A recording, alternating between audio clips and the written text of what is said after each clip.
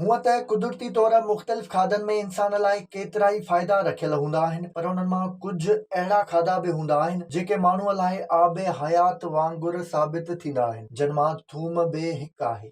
पंहिंजी सिहत जो पाण दुश्मन इंसान केतिरनि ई ज़रियनि ज़रिए पाण खे नुक़सान ॾींदो रहियो आहे, पर थूम में उन्हनि सभिनी जी सिहत जा अनोखा फ़ाइदा रखियल आहिनि। थूम जो इस्तेमालु दुनिया जे अक्सर मुल्कनि में खाधे वक़्तु या खाधे खां पोइ थींदो आहे ऐं माहिरनि उन में केतिरियुनि ई बीमारियुनि, ख़ासि करे दिलि जी बीमारियुनि खां बचाइण वारा फ़ाइदा ॿुधाया आहिनि। थूम खाइण सां जिस्म में मौजूदु सिहत लाइ फ़ाइदेमंद बैक्टीरियाज़ जे अंग में फेरफार नाहे थींदी, जंहिंजे करे सिहत बहितर रहंदी आहे। उन जो इस्तेमालु ख़तरनाक बैक्टीरियाज़ खे ख़तमु करे हाज़मे जे निज़ाम ऐं ॿियनि खे दुरुस्त कंदो आहे। अहिड़ी रीति थूम जो इस्तेमालु मौसमी असरनि खां बि बचाईंदो आहे। उन में कुदरती एंटीबायोटिक शयूं हुजण जे करे इंसान जी पंहिंजी ग़लतियुनि सबबि का मायूस कंदड़ अलामत ज़ाहिर नाहे थींदी। पैगंबर इस्लाम हज़रत मोहम्मद मुस्तफ़ा सल्लल्लाहु अलैहि वसल्लम जन जिते थूम में केतिरनि ई बीमारियुनि जो इलाज ॿुधायो आहे, उते इहो बि चयो आहे त जेकॾहिं कंहिं माण्हूअ खे विछूं खाई वञे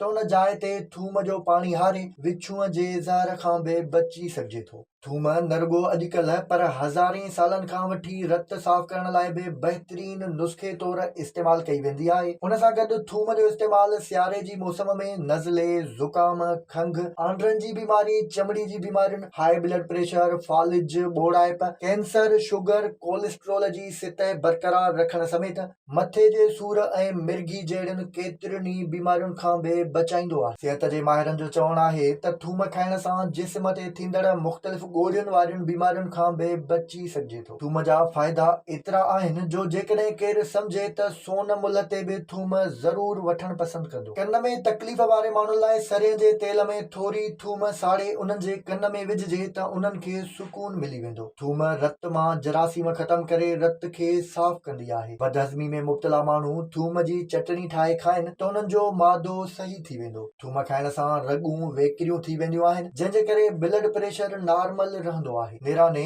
थूम जूं ॿगड़ियूं खाइण सां दिलि जे दौरे ऐं बीमारियुनि खां बची सघिजे थो। ज़ुकाम ऐं नज़ले खां बचाइण समेत थूम जो इस्तेमालु टीबी जे इलाज तौरु बि करे सघिजे थो। थूम जिस्म ते लॻल ज़ख़्मनि खे घटाईंदी आहे ऐं जिस्मानी कमज़ोरियूं ख़तमु कंदी आहे। थूम खाइण सां हर क़िस्म जी कैंसर जा सेल पैदा थियण बंदि थी वेंदा आहिनि। रोज़ थूम खाईंदड़ माण्हुनि खे गले जो इंफेक्शन नाहे थींदो ऐं उहा ॾंदनि जी सिहत समेत जिस्म ते दाणनि ऐं चमड़ी जी बीमारियुनि खां महफ़ूज़ बणाईंदी आहे।